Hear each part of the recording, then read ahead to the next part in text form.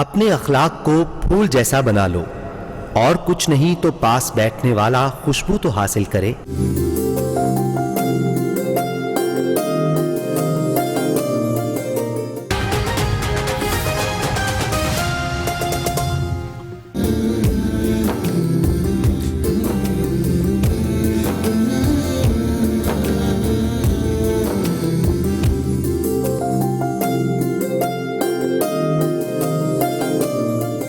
أعوذ بالله من الشيطان الرجيم.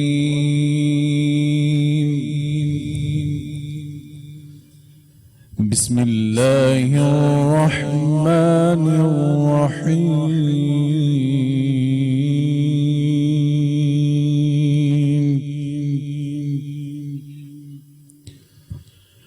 ألف لام را تلك آيات الكتاب المبين إنا أنزلناه قرآنا عربيا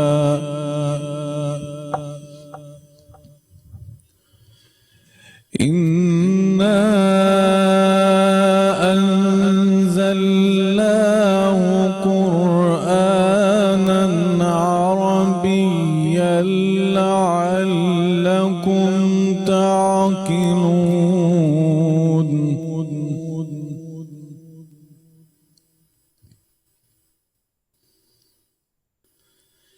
بسم الله الرحمن الرحيم. ألف لام را تلك آيات الكتاب المبين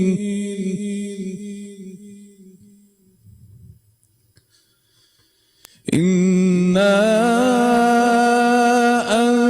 أنزلناه قرآنا عربيا لعلكم تعقلون.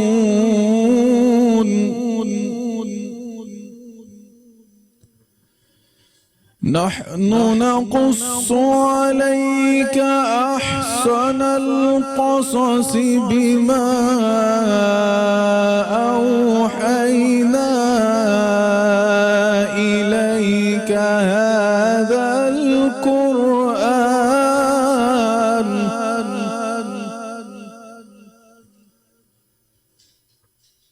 وإن كنت من قبله لمن الغافلين.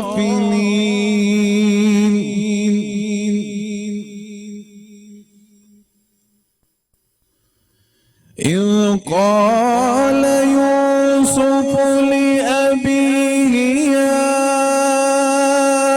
أبت إني رأيت 11 كوكبا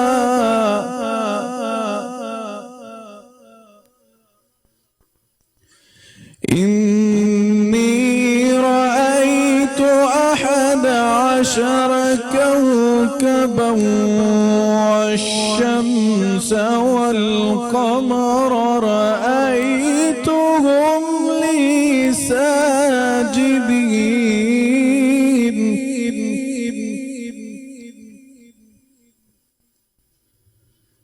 قال يا بني لا تقصص رؤياك على إخوتك فيكيدوا لك كيدا.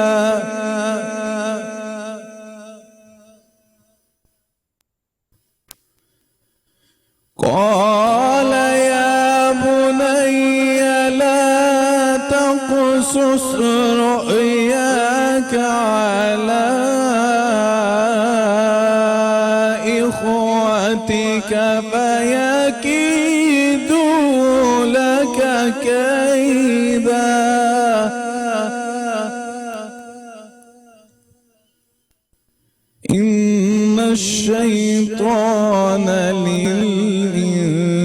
الإنسان عدو مبين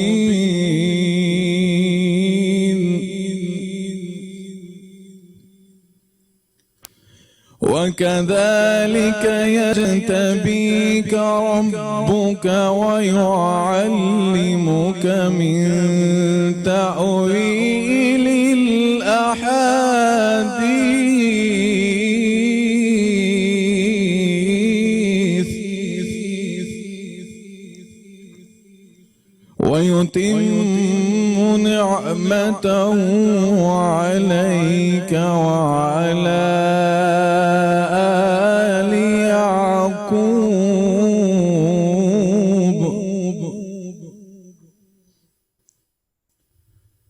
وعلى آل يعقوب كما أتمها على أبويك من قبل إبراهيم وإسحاق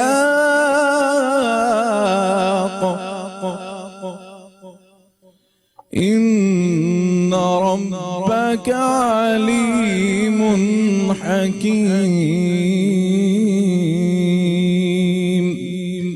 صدق الله العلي العظيم.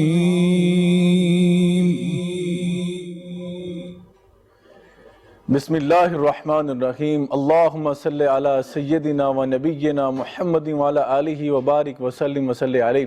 السلام علیکم ناظرین، پروگرام رمضان کے رنگ سائے ٹرانسمیشن اور میں ہوں سید اسامہ بخاری.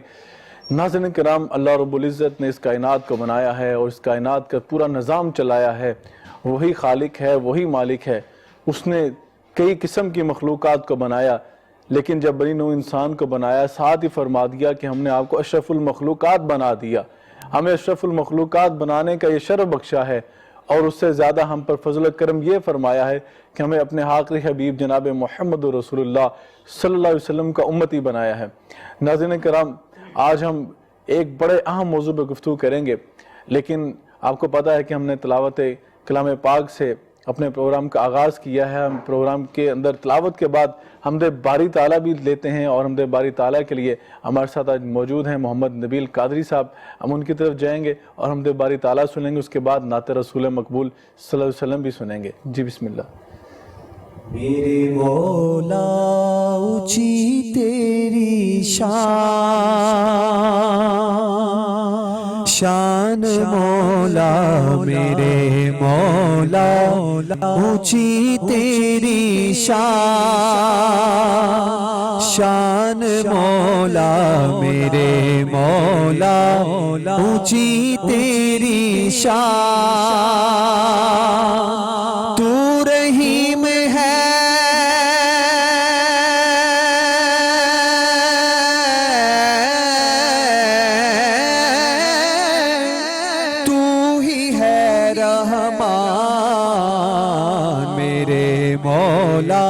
اونچی تیری شان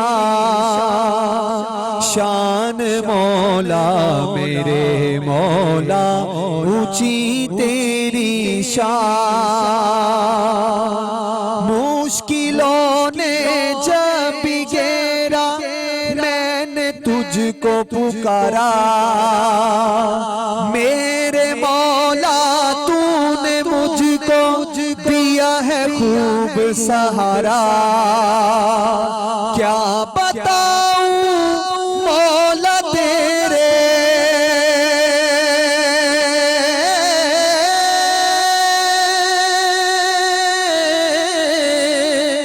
کیا بتاؤں مولا تیرے، کیا بتاؤں مولا تیرے، کتنے ہیں احسان.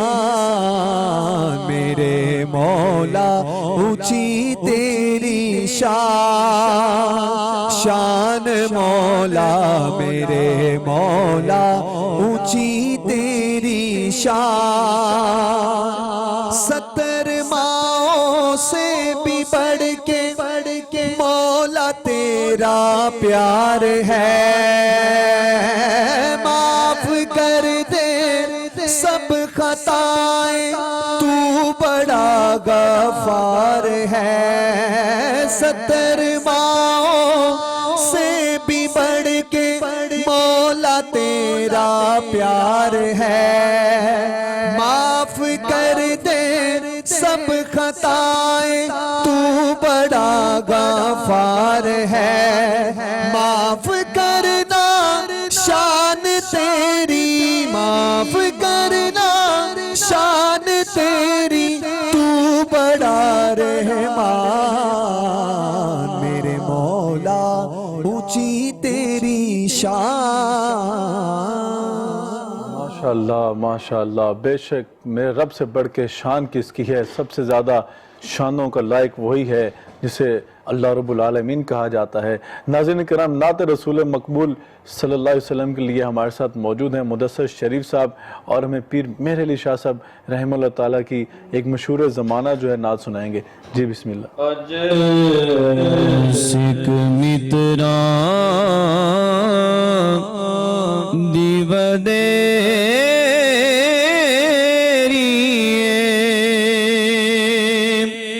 کیوں دلڑی اداس گنیری لو لو وچ شوق چنگیری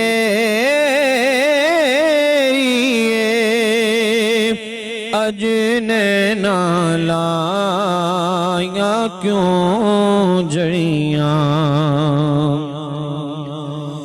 مکھ چند بدر شاشانی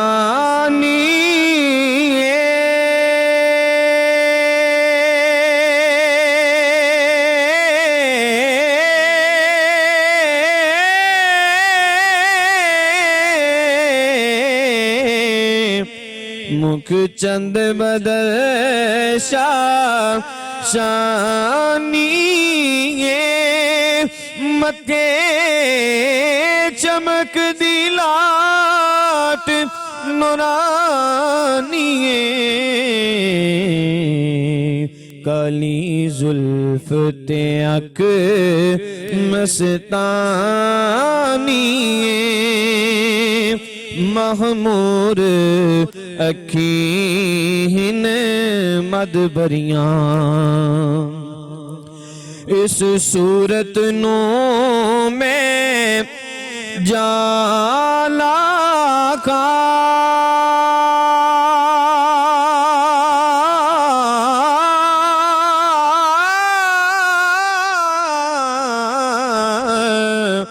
اس صورت نو میں جالا کھا جالا کھا کے جالے جہان کا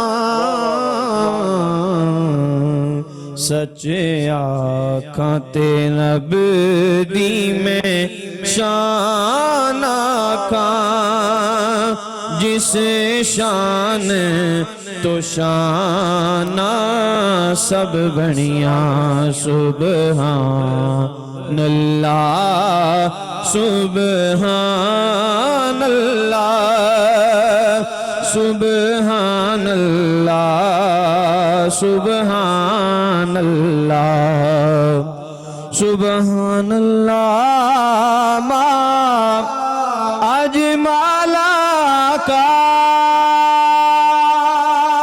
ما احسن کا ما اکمل کا کتے میرے علی کتے تیری ثنا گستاخ کیاں کتے جا لڑیاں۔ واہ واہ واہ، ماشاءاللہ ماشاءاللہ، بہت خوبصورت پیر صاحب کا کلام ویسے ہی بہت خوبصورت، آپ نے ادائیگی بھی کمال کی، اللہ پاک آپ سلامت رکھے۔ ہمارے ساتھ آج موجود ہیں ایک نعت رسول مقبول صلی اللہ علیہ وسلم سنائیں گے، اور حفیظ طائب صاحب کا کلام ہے اور انتہائی خوبصورت پڑھتے ہیں۔ ہمارے ساتھ موجود ہیں محمد نعمان فریدی صاحب، ہم ان کی طرف چلیں گے، ہمیں نعت رسول مقبول صلی اللہ علیہ وسلم کے خوبصورت اشعار سنائیں گے۔ خوشبو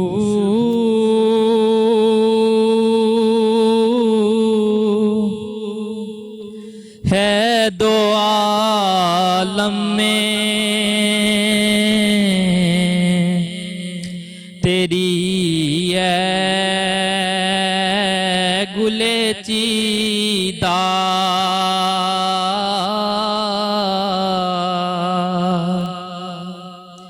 کس منہ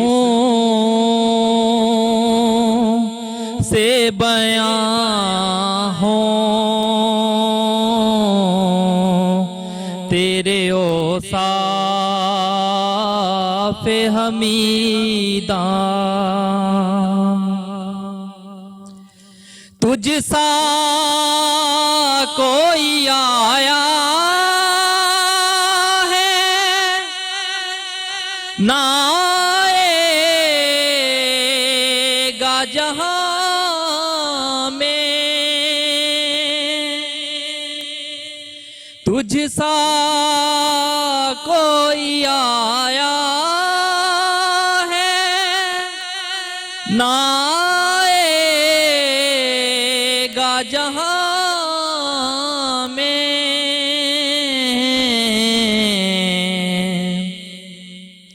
دیتا ہے گواہی یہی عالم کا جریدہ اے رحمت عالم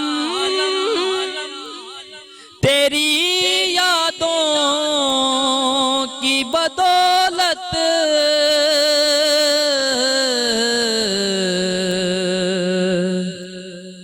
کس در جا سکوں میں ہے میرا قلب تپیدہ بہت خوبصورت حفیظ طیب صاحب کا کلام بہت خوبصورت ہوتے ہیں، اور نبی پاک صلی اللہ علیہ وسلم کی شان میں جب لکھتے ہیں آپ کی شان میں جو لکھا جاتا ہے وہ خوبصورت ہوتا ہے۔ ہمارے ساتھ ہمارے بہت خوبصورت بھائی علی رضا صاحب موجود ہیں، اور پورا رمضان ہمارے ساتھ ان کا بہت پیار والا رشتہ رہا ہے، ہمیں لینا چھوڑنا ڈراپ سارا ان کے ذمہ ہوتا تھا، اور آج وہ ہمارے ساتھ موجود ہیں اور انتہائی خوبصورت انداز میں دعائیہ کلام پڑھتے ہیں۔ ہم انہیں کہیں گے کہ آج کی جو صورتحال ہے دنیا کی اس حوالے سے وہ دعائیہ کلام ہمیں سنانے جا رہے ہیں۔ جی بسم اللہ علی بھائی۔ کرم مانگتا ہوں عطا مانگتا ہوں الہی میں تجھ سے دعا مانگتا ہوں کرم مانگتا عطا کر تو شان کریمی کا صدقہ دلا دے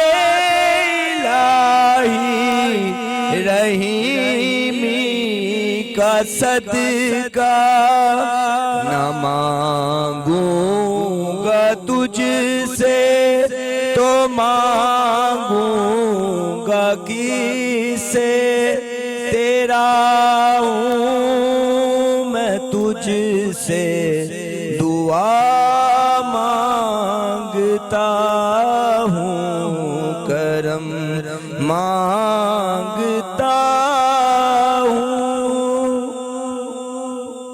عطا کر تو شان رحیمی کا صدقہ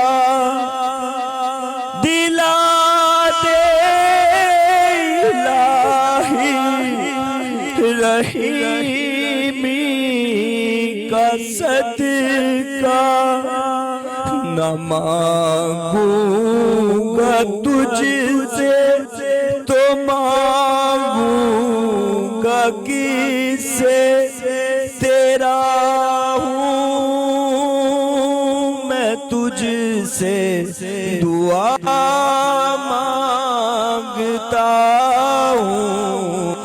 کرم مانگتا ہوں،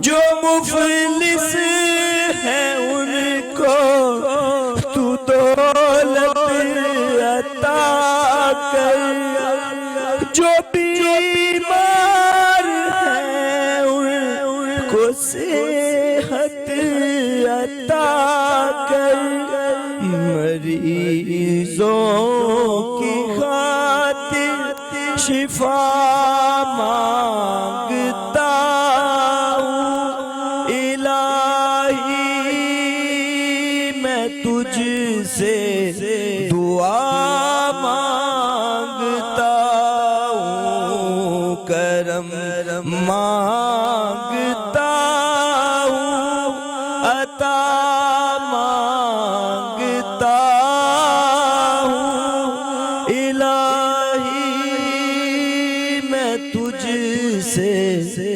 دعا مانگتا ہوں۔ رمضان کے رنگ سیر ٹرانسمیشن میں آپ کا ایک مرتبہ پھر خوش آمدید کہتے ہیں ناظرین کرام۔ جیسے میں نے پہلے انٹرو میں بات کی تھی کہ آج ہمارا موضوع بڑا اہم ہے، وہ اس لیے اہم ہے کہ اللہ رب العزت نے انسانیت کی بات کی ہے قرآن پاک میں، اور نبی پاک علیہ السلام کی بعثت جو ہے وہ بھی تمام انسانوں کے لیے ہے۔ پہلے جو انبیاء کرام تشریف لاتے تھے وہ اپنی خاص اقوام کے لیے، خاص علاقے کے لیے آتے تھے، لیکن نبی کریم علیہ السلام کو پوری انسانیت کے لیے بلکہ تمام جہانوں کے لیے رحمت بنا کر بھیجا گیا، اور اللہ رب العزت نے تمام مخلوقات جو ہے وہ جو پیدا فرمائی ہیں، آپ اللہ رب العزت ان کے بھی خالق ہیں، ان کے بھی مالک ہیں، بلکہ اللہ رب العزت فرماتے ہیں الخلق عیار اللہ، یہ مخلوق میرا کنبہ ہے۔ اللہ رب العزت کا کنبہ جو ہے وہ پوری کی پوری مخلوق ہے، ہم نے اپنی اس مخلوق کے ساتھ کیسا سلوک کرنا ہے دین اسلام نے وہ بھی سکھایا ہے۔ دین اسلام نے کوئی پہلو تشنا نہیں چھوڑا۔ اور مخلوق کی خدمت کیسے کی جاتی ہے ناظرین کرام؟ مخلوق کی خدمت 3 طریقے سے کی جا سکتی ہے۔ پہلا طریقہ یہ ہے کہ آپ اپنے دیے ہوئے اللہ رب العزت کا دیا ہوا جو مال ہے اس میں سے آپ خرچ کر سکتے ہیں، آپ مالی طور پر خدمت کر سکتے ہیں۔ دوسرا یہ ہے آپ جسمانی طور پر خدمت کر سکتے ہیں، اپنی بدنی طاقت جو ہے کسی کے لیے صرف کر سکتے ہیں۔ تیسرا یہ ہے کہ آپ روحانی طور پر کسی کی مدد کر سکتے ہیں۔ اسی پہ آج ہم بات کریں گے۔ ہمارے ساتھ آج علماء کرام کا، اسکالرز کا ایک خوبصورت پینل موجود ہے، میں ان کا تعارف کرواتا چلوں پھر اپنی گفتگو کا آغاز کرتے ہیں۔ میری دائیں جانب موجود ہیں ہمیشہ کی طرح علامہ سید حبیب اللہ شاہ بخاری صاحب، آپ ہمیں اپنا قیمتی وقت دیتے ہیں اور ہماری بہت خوبصورت طریقے سے رہنمائی فرماتے ہیں، ہم بہت کچھ سیکھتے ہیں آپ سے، آپ کا بہت شکریہ، آپ تشریف لائے۔ میری بائیں جانب ایک ایسی شخصیت موجود ہے جو پاکستان کے حوالے سے تاریخ ساز ان کی شخصیت ہے، اور ان کا کافی علمی گھرانے سے بیک گراؤنڈ ان کا ہے، وہ آج ہمارے ساتھ پروگرام میں شریک ہیں۔ میری مراد علامہ شیخ محمد نعیم بادشاہ صاحب ہمارے پروگرام کے حصہ بنے، ہم آپ کو بھی خوش آمدید کہتے ہیں۔ نوجوان مذہبی اسکالرز، ہم ان کو اس لیے دعوت دیتے ہیں کہ وہ نوجوان نسل کی جو ہے وہ رہنمائی کر سکیں اور ان کی جو لینگویج ہے ان میں ان کو سمجھا سکیں۔ ہمارے نوجوان جو ہیں وہ تھوڑا سا گلا کرتے ہیں کہ علماء کرام کی جو لینگویج ہے وہ ہمارے اوپر سے گزر جاتی ہے، لیکن آج ہم نے جو ہے ینگ اسکالرز کو بھی بلوایا تاکہ آپ کی لینگویج میں، آپ کی زبان میں بات کی جائے، تاکہ آپ کو بھی سمجھ آئے کہ مخلوق خدا کی خدمت کیسے کرنی ہے۔ آج مخلوق خدا ترس رہی ہے، بلک رہی ہے، ان کی رہنمائی کے لیے آج ہمارے ساتھ موجود ہیں ڈاکٹر محمد وقاص جعفر صاحب۔ بہت شکریہ ڈاکٹر صاحب تشریف لائے، بہت خوبصورت گفتگو کرتے ہیں۔ اور ان کے ساتھ ہمارے ساتھ موجود ہیں بہت نوجوان اسلامی اسکالر بھی ہیں، اینکر پرسن بھی ہیں، تجزیہ کار بھی ہیں، سید حذیفہ بخاری صاحب موجود ہیں، آپ کو بہت شکریہ تشریف لائے۔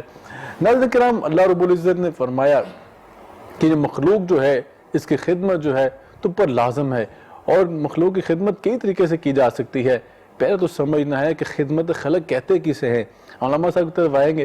علامہ صاحب، خدمت خلق دین اسلام میں اس کے حوالے سے کیا تعلیمات دی گئی ہیں؟ الحمدللہ رب العالمین والعاقبۃ للمتقین والصلاة والسلام علی اشرف الانبیاء والمرسلین وعلی آلہ وصحبہ اجمعین، اما بعد۔ ڈاکٹر سید اسامہ شاہ صاحب بخاری، اللہ تعالیٰ آپ کو جزائے خیر عطا فرمائے، اور آپ کے ادارے کو بھی، کہ آپ ہمیشہ کی طرح بڑا ہی اہم ٹاپک آج لے کر آئے ہیں، اور بڑا جامع یعنی کہ ایک ٹاپک ہے جو آج کی ضرورت بھی ہے، جی بالکل، آج کے لحاظ سے، اور بلکہ حقیقت یہ ہے کہ ہمارا مقصد تخلیق جو ہے اس کا پورا کرنے کا بہترین ذریعہ بھی ہے، سبحان اللہ، کیونکہ اللہ تبارک و تعالیٰ قرآن مجید میں فرماتے ہیں وَمَا خَلَقْتُ الْجِنَّ وَالْإِنسَ إِلَّا لِيَعْبُدُونَ، ہم نے تو انسانوں کو اپنی عبادت کے لیے پیدا کیا ہے۔ امام راضی رحمہ اللہ تعالی یہاں پر لکھتے ہیں کہ عبادت جو ہے نا جی اس کے دو معنی ہیں، جی یعنی وہ دو معنوں کو محیط ہے۔ ایک تو ہے کہ عبادات جو معروف ہیں، جی نماز، روزہ، حج، زکوٰۃ، یعنی یہ عبادات ہیں، جی یعنی اللہ تعالیٰ کے حقوق جو ہیں۔ جی اور دوسرا جو معنی ہے نا وہ یہ ہے، وہاں پر انہوں نے لفظ یہ استعمال کیا جو آپ نے کیا ہے جی کہ خدمت خلق کرنا، اللہ اکبر، یعنی حقوق العباد کا لفظ استعمال نہیں کیا بلکہ انہوں نے کہا خدمت خلق کرنا جو ہے، سبحان اللہ، یہ ہے عبادت کا معنی اور مفہوم۔ اور حقیقت ہے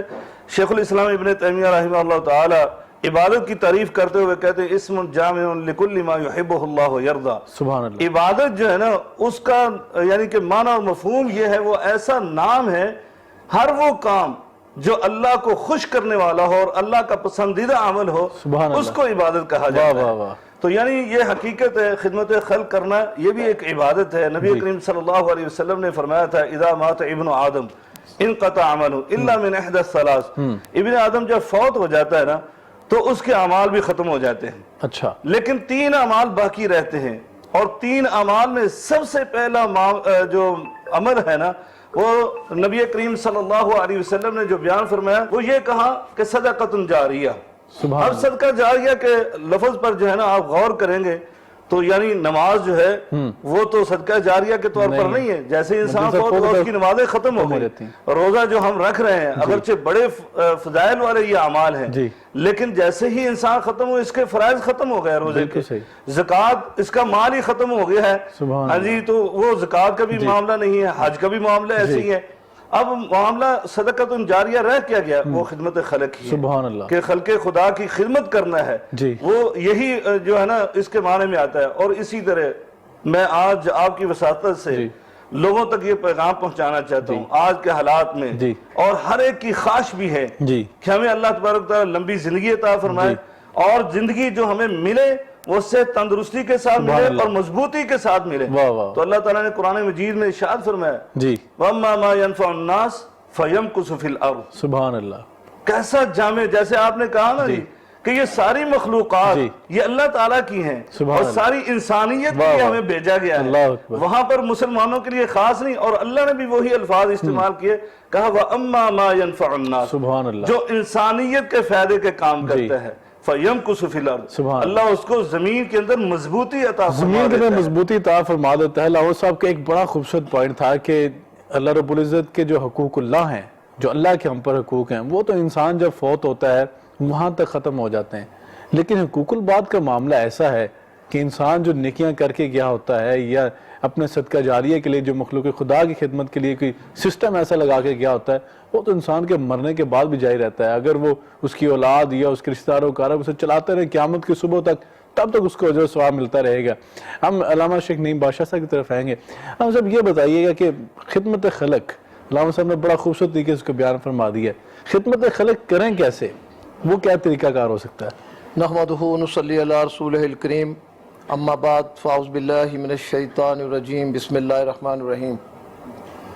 محترم ڈاکٹر صاحب، آج کا موضوع وقت کی اہم ترین ضرورت ہے، بے شک، اور اس کے کرنے کے کئی طریقے ہیں۔ سبحان اللہ، آدمی جس طرح کہ آپ نے ارشاد فرمایا کہ اپنا مال خرچ کرے، جی، لوگوں کے کام آئے، جی، تو اس سے لوگوں کی خدمت ہوتی ہے۔ بے شک، اس کے نبی کریم صلی اللہ علیہ وسلم کی پوری حیات طیبہ میں اس کی بے شمار مثالیں ملتی ہیں کہ آقا علیہ الصلوۃ والسلام نے نہ صرف مسلمانوں کے ساتھ حسن سلوک کیا، کافروں کے ساتھ کیا، بلکہ جانوروں کے حقوق بھی بتائے۔ سبحان اللہ، واہ کہ جانور کا یہ حق ہے کہ اس کا مالک اس کو پورا چارہ دے اور اس سے کام لے، مخلوق ہے نا رب کی، مخلوق سبحان ہے۔ اللہ، اور یہ جو خدمت خلق ہے یہ بہت اعلیٰ کام ہے، اور یہ جنت میں جانے کا طریقہ ہے، سبحان اللہ، اور یہ انسان کے دل کا معاملہ ہے کہ اس کا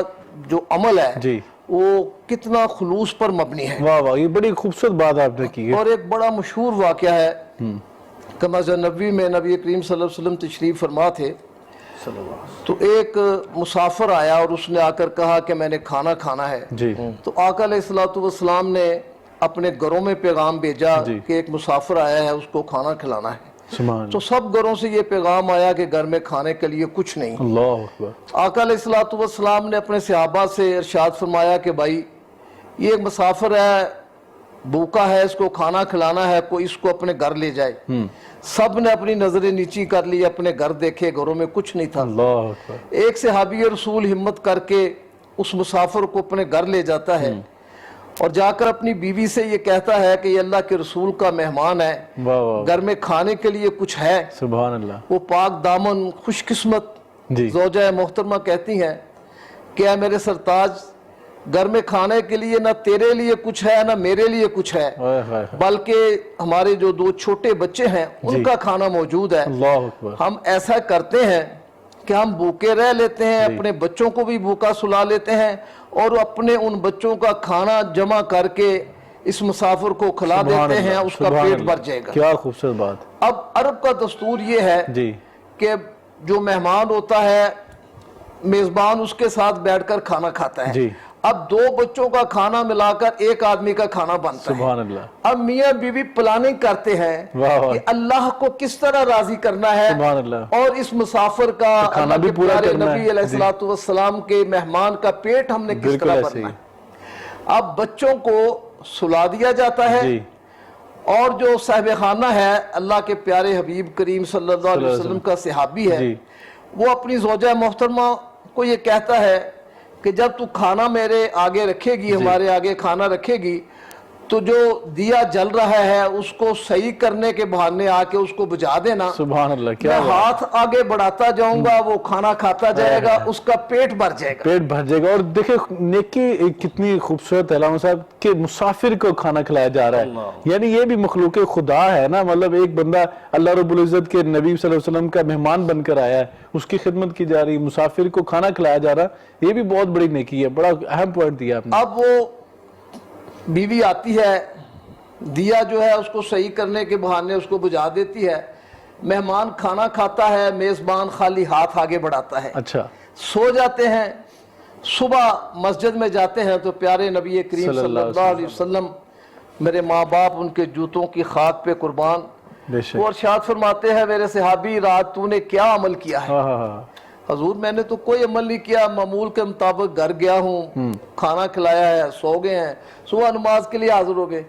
فرمایا نہیں مجھے مسجد سے جانے تک اور گھر پہنچنے پر مہمان کو کھانا کھلانے کا سارا واقعہ بیان کرو۔ سبحان اللہ۔ وہ صحابی عرض کرتا ہے حضور آپ کے گھروں سے بھی جواب آ گیا کہ کھانا نہیں ہے، جی، باقی صحابہ کرام نے بھی اپنی نظریں نیچی کر لیں، تو میرے گھر میں بھی کچھ ایسا ہی معاملہ تھا۔ واہ واہ واہ، ہم میاں بیوی بھوکے سو گئے، بچوں کو ہم نے بھوکا سلا دیا، لیکن مہمان کے کھانا پورا اس کیا۔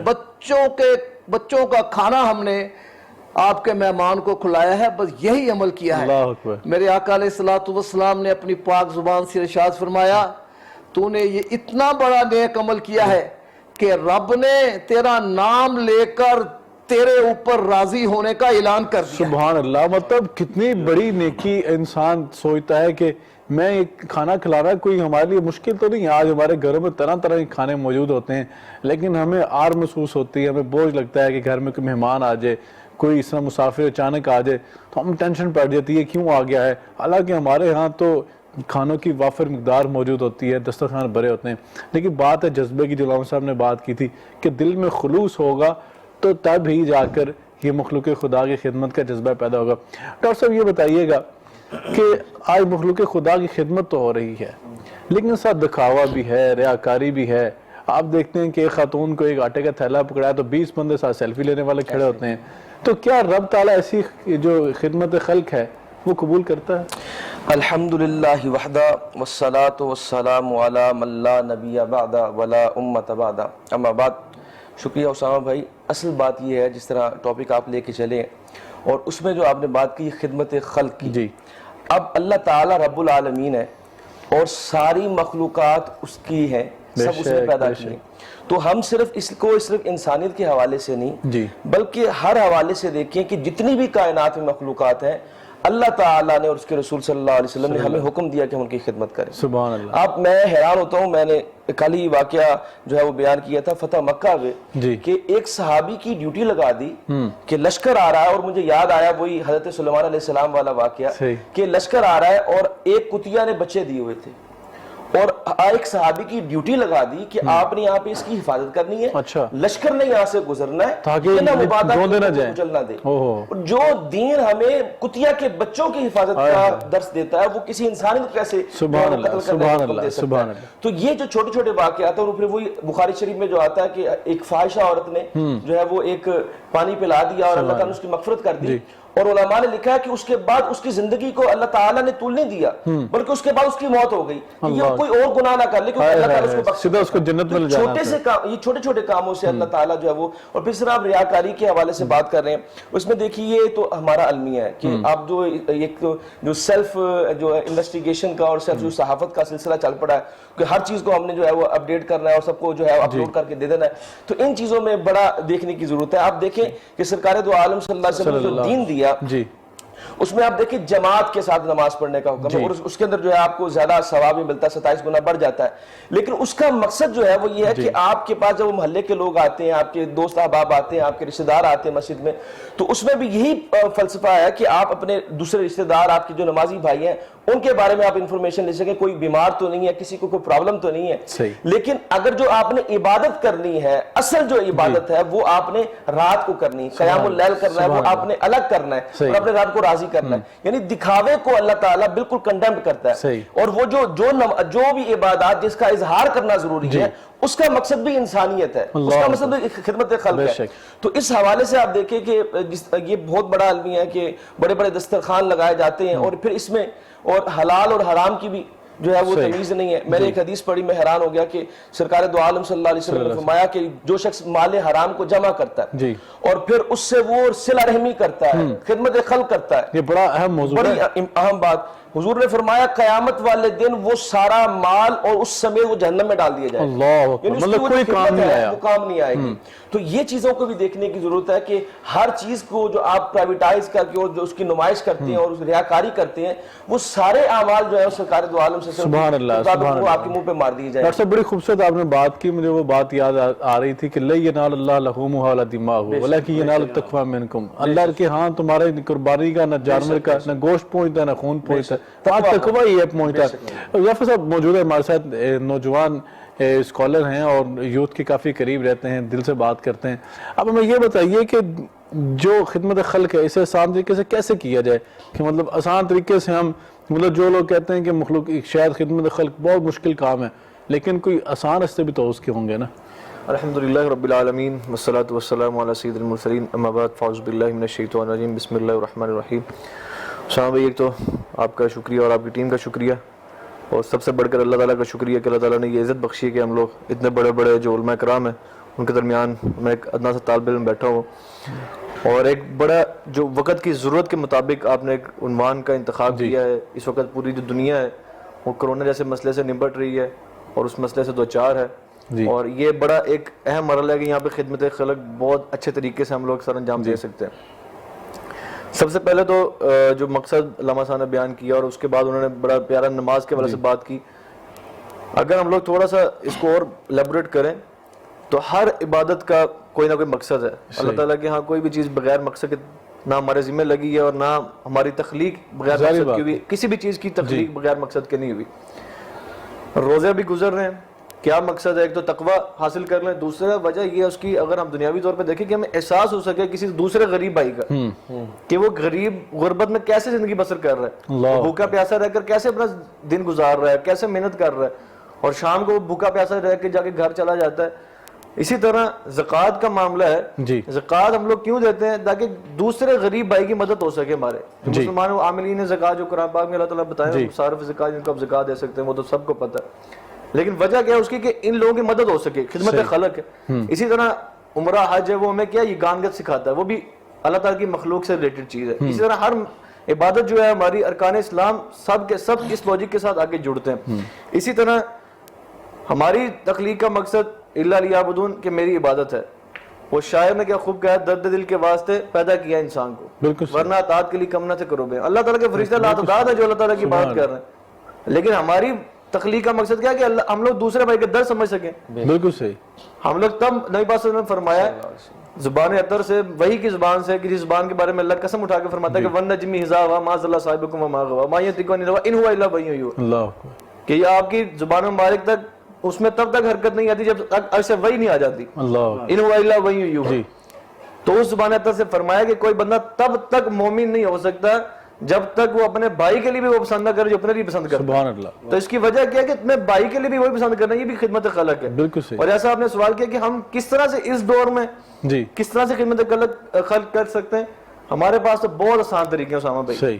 یہ ہمارا دین اتنا آسان ہے کہ ہر لحاظ سے اللہ تعالیٰ ہمیں معاف کرنے کے بہانے ڈھونڈتا ہے۔ یہ خدمت خلق تو ہمارے لیے بہت ایک ایزی فارمولا مطلب اس کے کئی طریقے ہو سکتے ہیں اور کئی ہمارے پاس اس کے ذرائع موجود ہیں۔ علامہ صاحب، اضافہ صاحب نے اس طرح بات کی، خدمت خلق کے جو ہے نا اللہ رب العزت نے کافی طریقے رکھ دیے ہیں، تو کون سے آج کے دور کے حوالے سے ہم سمجھتے ہیں کہ ضروری جو ہے وہ طریقہ کار ہیں تاکہ ان کو ادا بھی کر دیا جائے اور مخلوق خدا کی خدمت بھی ہو جائے اور رب کو بھی راضی کر لیا جائے؟ ماشاءاللہ، بالکل نبی کریم صلی اللہ علیہ وسلم نے فرمایا المسلم اخو المسلم، اور آپ نے پھر اس کے بعد کہا یشد بعضہ بعضا، کہ مسلمان جو ہے نا ایک دوسرے کا بھائی ہے اور کیا کرتا ہے، ایک دوسرے کو مضبوط کرتا ہے۔ سبحان اللہ۔ اور بلکہ راوی الحدیث جو ہے صحابی رسول وہ بیان کرتے ہیں شبک بین اصحابہ، اچھا، نبی کریم صلی اللہ علیہ وسلم نے اپنی انگلیوں کو ایسے کر کے دکھلایا کہ اس طرح جیسے یہ ہاتھ انگلیاں ایک دوسرے کے اندر دھس جاتی ہے نا اور مضبوط کرتی ہیں ہاتھ کو، اسی طرح مسلمان کو مضبوط کرتا ہے۔ اللہ۔ اور آج کے لحاظ سے ہمارے سامنے جیسے حذیفہ بھائی نے بیان کیا ہے کہ بہت سارے راستے ہیں، جی بہت سارے، اور جیسے بادشاہ صاحب نے اس وقت کا ایک واقعہ بھی سنایا، اور جب وہ سنا رہے تھے تو میرے ذہن میں آ رہا تھا کہ اللہ تبارک و تعالیٰ نے قیامت والے دن پوچھنا ہے یہ معاملہ۔ اچھا، یہ ایسے نہیں ہے کہ یہ ایزی ہم اس کو لے لیں کہ کوئی بات نہیں ہے، میرا ہم تو پیٹ بھر سمجھتے ہیں گیا کہ ہے بس یہ تو یہاں بھوکے پیاسے، اور روٹین لائف کا حصہ ہے، مطلب کہ ہم صبح اٹھتے نماز پڑھ لی اور شام کو اپنی دکان بند کر گھر چلے گئے، یہ گھر چلے گئے، یہی ہم نے سمجھ لیا کہ یہ صرف دین یہ ہے۔ اللہ کے دین کے متعلق تو کہا یا ایھا الذین آمنوا ادخلوا فی السلم کافہ، ایمان والوں کو مخاطب کیا جا رہا ہے کہ پورے کے پورے ایمان میں داخل ہو جائے۔ تو پورے کا پورا مطلب کیا ہے کہ یعنی تمہیں تمام دین اسلام کی جو تعلیمات ہیں ان پر عمل کرنا ہے۔ تو میرے ذہن میں یہ آ رہا تھا کہ اللہ تبارک و تعالیٰ نے سورہ مدثر کے اندر یہ بیان کیا ہے فی جنات یتساءلون عن المجرمین ما سلککم فی سقر، سبحان اللہ، ہاں جی، کہ مجرموں سے جب سوال کیا جائے گا، پڑوسی سوال کریں گے نا، دوست و احباب کہیں گے یا اللہ ہمارے وہ پڑوسی تھے، ہمارے دوست و احباب، ہمارے عزیز و اقارب نظر نہیں آ رہے جنت میں، تو کہا وہ جہنم میں ہے، تو ہمیں اجازت دیجیے، ہم ان سے بات کرنا چاہتے ہیں۔ اب اجازت ملی ہے تو وہ سوال کرتے ہیں کون سے جرم کی پیدائش میں تم یہاں پر ہو؟ تو وہ کیا کہتے ہیں؟ قالوا لم نک من المصلین، یہ پہلا جواب تھا کہ ہم نماز نہیں پڑھتے۔ اور نماز کے متعلق ہمارے ڈاکٹر صاحب نے بھی اور حذیفہ بھائی نے بتا دیا کہ عبادات کا اصل مقصد جو ہے نا وہ بھی خدمت خلق کی ہے، بالکل، ایک دوسرے کی یعنی بعض پرس رکھنا ہے، ایک دوسرے کا خیال رکھنا۔ کہتے ہیں کہ ایک حساب میں کھڑے ہو گئے محمود و ایاز، مطلب جب سب ایک دوسرے کھڑے ہو جائیں گے حساب میں، دائیں بائیں بندہ دیکھتا ہے کہ کیسے حالات ہیں، لباس کیسے ہیں، بندہ صحت مند ہے نہیں ہے، کیا حالات چل رہے ہیں۔ تو پھر آگے کیا کہا کہ دوسرا جو انہوں نے جرم اپنا بیان کیا نا، وَلَمْ نَكُ نُطْعِمُ الْمِسْكِينَ، اللہ اکبر، دوسرا جرم یہ بیان کیا ہے کہ ہم مسکینوں کو، ضرورت مندوں کو کھانا نہیں کھلاتے۔ اور آج یقین جانے یہ کرونا کی وجہ سے ہمارے معاشرے کے اندر آپ کے سامنے ہے، جیسے آپ نے بھی کہا کہ یہاں پر راشن تقسیم ہو رہا ہے، کس لیے ہو رہا ہے؟ کہ پتہ ہے ہمیں ضرورت مند ہے، لیکن اس میں بڑی قباحت ہے یہ، اچھا، جس کی طرف آپ نے اشارہ کیا ہے کہ ٹھیک ہے بسا اوقات ضرورت بن جاتی ہے کہ بعض لوگ جو تعاون کرنے والے ہیں وہ آپ سے دکھانے کے لیے، ترغیب کے لیے آپ سے یہ مطالبہ کرتے ہیں، لیکن عمومی طور پر ایسا نہیں ہونا چاہیے، ایسا نہیں ہونا چاہیے، بلکہ یہ اصرار کے ساتھ، خفیہ طریقے کے ساتھ، ہاں جی، یہ ہونا چاہیے، کیونکہ اللہ تبارک و تعالیٰ کو یہ خفیہ صدقہ و خیرات کرنا جو ہے وہ انتہائی زیادہ محبوب ہے۔ اس اللہ کے بندے نے یہی تو کیا تھا، اندھیرا کر کے کھانا کھلایا، تو اللہ تعالیٰ نے اس کے لیے قرآن نازل فرما دیا۔ تو اس لحاظ سے یہ آسان ترین کام کہ سب سے پہلے تو ہمیں اپنے ارد گرد، اپنے ماحول، اپنے گاؤں، اپنے پڑوسیوں کا یہ خیال رکھنا چاہیے کہ ان کو کہیں کھانے کی ضرورت نہ ہو۔ آگے عید بھی آ رہی ہے، کہیں ان کے بچے جو ہیں ان کو کپڑوں کی ضرورت نہ ہو۔ ہمیں یہ ساری چیزوں کا خیال رکھنا چاہیے، بنیادی ضروریات ہیں، ان کے حوالے سے ہمیں جو ہے نا ان کے قرآن پاک نے بھی فرمانا والذین فی اموالہم حق معلوم للسائل والمحروم، تم ان کا جو حق تمہارے مال میں رکھ دیا گیا ہے. بس اللہ رب العزت کا علامہ صاحب یہ نظام ہے کہ اللہ رب العزت ڈائریکٹ بھی ان کو دے سکتے تھے، لیکن اللہ پسند فرماتا ہے کہ ہمارے تھرو ان کو دیا جائے، ان کا حصہ جو ہمارے مال کے اندر رکھ دیا ہے. سب کیا کہیں گے کہ مخلوق خدا کی خدمت جو ہے یہ کوئی چھوٹا عمل تو نہیں ہے، اور اس کے طریقے بھی جو ہم نے بیان کیے، کوئی ایسا طریقہ ہو جس سے اللہ رب العزت زیادہ خوش ہوتا ہو مخلوق خدا کی خدمت کے لیے؟